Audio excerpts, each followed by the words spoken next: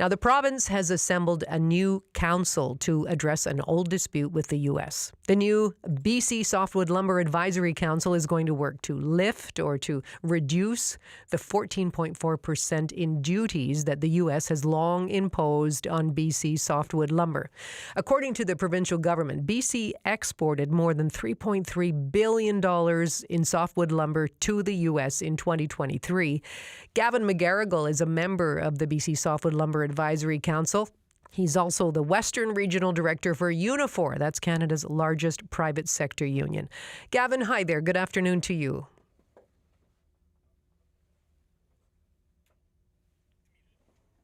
Hi, Gloria. Can you hear me? I got you now. Thank you very much. Okay, this is an issue that's come around before. It's come around again. The U.S. imposing softwood lumber duties on Canada. So just remind us why they impose those duties on BC softwood in the first place. Well, it feels like the dispute that has never ended. It feels like it's gone on for decades. But the essential argument from the U.S. producers is a lot of their lumber is on private land, whereas here we have Crown land. And they make the argument that somehow BC, because it's on Crown land, is subsidizing.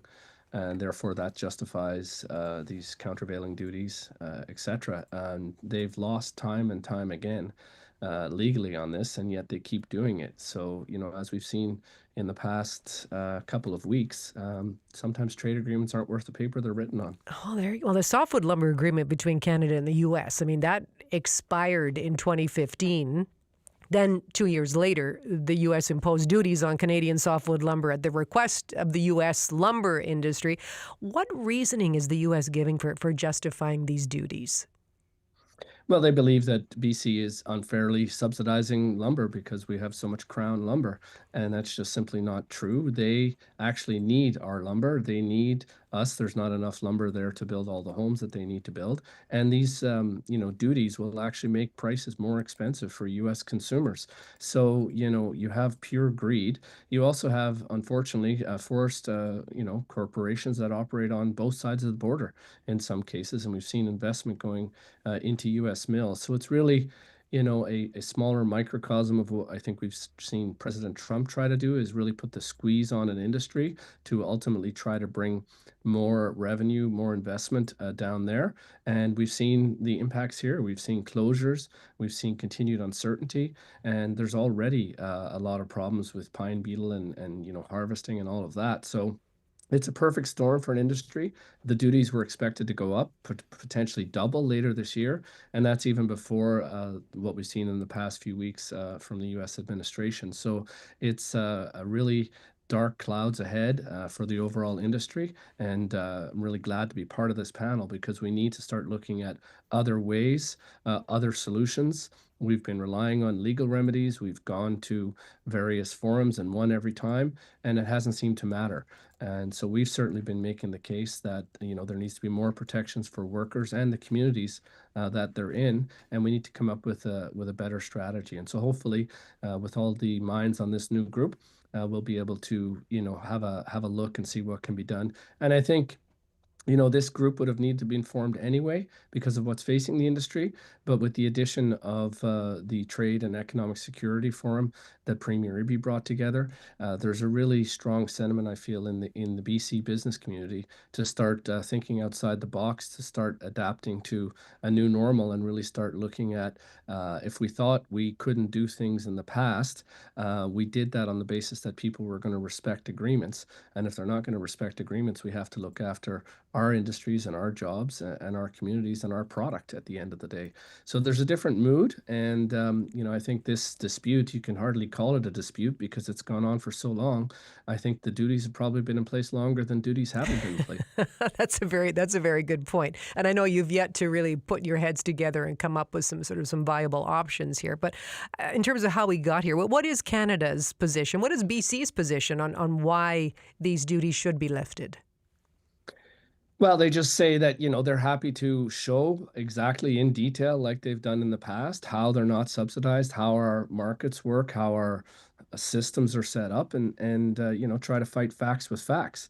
But as we've seen again, and I think it's a snapshot example in the last week or so, that the the roadblocks keep changing. You present them with facts and they make different arguments.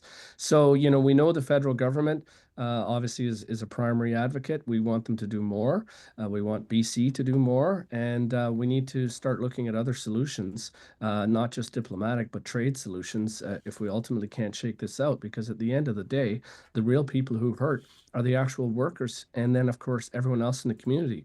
You look at an area like Prince George with the closures up there. I mean, the shock to the business certainty and the sentiment and whether or not people put their kids in school or consider moving. I mean, that has a long-term reverberation.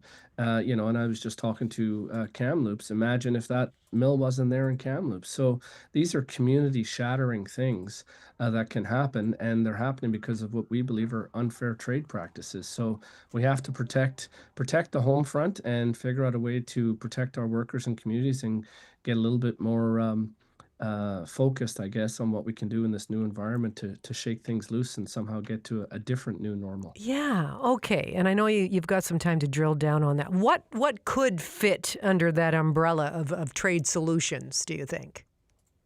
Well, the obvious one is, of course, to drop the duties and figure out a way to deal with the cash that was collected. Short of that, it's going to be a negotiation. We know that the Canada-U.S.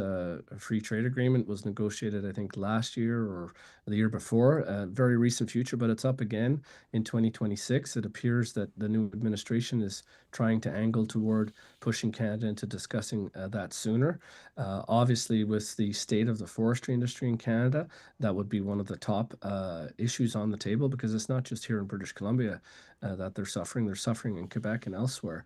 So, we need this to be sort of at the top of the trade pile because we're really worried that more mills are going to go down. And once you lose a main mill or access to certain areas, it's very hard to put it back again.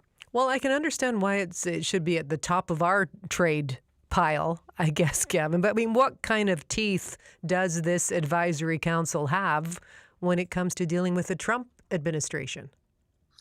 Well, it's an advisory panel, so ultimately we're just giving advice to the government that they can hopefully use. But there's a lot of very good people on there. We've got myself and two other representatives of the forestry unions. We've got the former Minister of Labour, Harry Baines, who certainly knows about support programs. We've got the former head of the Council of Forest Industries on there. There's a lot of smart folks supported by staff. And I think, like I said, this panel would have need to be informed anyway. But the sentiment, I think, has shifted overall beyond just the forest industry to all industries and really all across government and many ministries, is that this is super serious and we need to consider what the new normal is. So forestry was already in a difficult situation. There's storm clouds on the horizon for so many other industries as well. And I think that's really lent a sense of urgency to it. And so I believe the formation of this panel is going to help us continue to push that sense of urgency. And within that larger trade dispute resolution as to how things shake out in the next year or two, whether or not we renew CUSMA on time or not, I think we'll find that we can hopefully continue to push to get those forestry solutions at the top of the pile. And the government certainly seems to have a strong will to do something. They put a lot of significant changes in their platform. They're already doing a review of BC timber sales. The minister has been out to many mills and talking with local groups and workers on the ground. So there's a new motivation, I think, coming out of this last election for this government. And the events of the last few weeks and the threat of increasing duties have just really ramped this up to a very high level. Gavin, thank you. Now, but before we let you go, I just want you to listen to a little bit about what David Eby, our BC Premier, had to say. He was speaking with Stephen Quinn on the early edition this week, particularly about this issue. Just listen to this. Yeah, this is massive for the forest sector. We've had the forest fires, the pine beetle, record low timber prices, and then record high softwood lumber duties, and now the additional 25%. It's just hit after hit for the sector. COFI, the Council of Forest Industries, the Truck Loggers Association, forest-dependent communities are all working with government right now to provide support. A lot of our support, Stephen, to be frank, was going into manufacturing jobs, using wood products to get more job per tree. These are the exact jobs that Donald Trump is targeting through his tariffs. So we're going to have to make sure that they have access to those international markets. We're going to work closely with the forestry sector. And we're also going to be pushing ahead projects that support people in forest-dependent communities in employment, even if it's not directly in the forest sector during this downturn, that there are good jobs in communities across the province. Okay, Gavin, that's listening to Premier Eby there. He's talking about finding jobs, even if that means going to other sectors. Do you see people losing jobs here, maybe moving to different industries? Well, that's all we have been seeing is people losing jobs here. I mean, we lost over 100 jobs on Vancouver Island. Premier Eby was announcing a grant for some new investment, and that ended up, and that was supported by the federal government. That didn't pan through. 100 people lost their jobs. We've seen closures in Prince George, up in Canfor. So, people are losing their jobs, and we've been screaming loud about it. The three forest unions came together last year for a forest workers summit, and we've been pointing out some of the things that need to be changed. We've got a website, fightingforourfuture.ca. We've got a paper that outlines in detail some of the things that we need. But I'm glad to hear Premier Eby's comments, because I know that he knows how important it is. And it's not just this particular job at a particular facility. It's all of the ancillary jobs around it. It's the entire community that's based in it. So we're going to have to protect workers and their communities through this, and not with the kind of sort of boutique approach that we might have had, where you have a program here and a program there. I think it needs to be an all-of-government approach to say we're making a deliberate investment here to protect these workers and communities, while we figure out how we can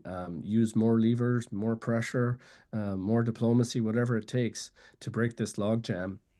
So that we can get back to a new normal that is healthy for everyone, Yeah. because ultimately, at the end of the day, it's consumers and workers on both sides of the border who pay the price if we don't get this sorted out. Yeah, big issue. Gavin, thank you very much.